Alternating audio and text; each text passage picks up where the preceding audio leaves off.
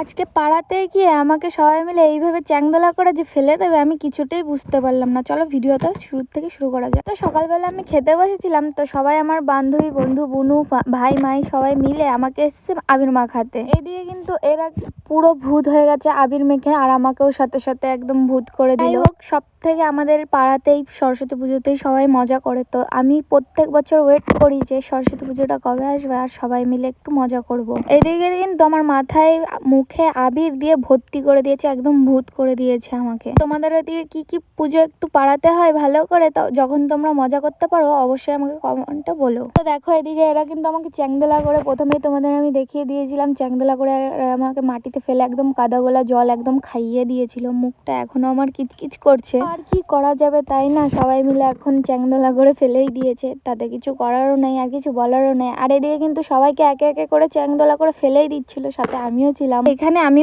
যে বলবো যে শুধু আমাকেই ফেলেছে, কাদাগোলা জলে মাখিয়েছে, সবাইকে একে একে করে নিয়ে আসছে চ্যাংদোলা করে। তো যাই হোক, তোমাদের সরস্বতী পুজো কিভাবে কাটলো অবশ্যই আমাকে কমেন্টে জানিও।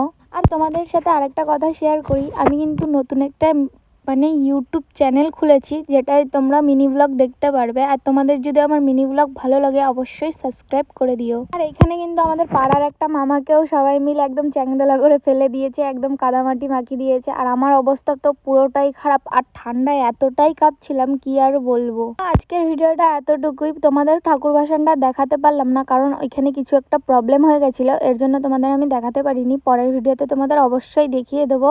আজকের মতো ভিডিওটা এইটুকুই, পরের ভিডিওতে আবার দেখা হচ্ছে।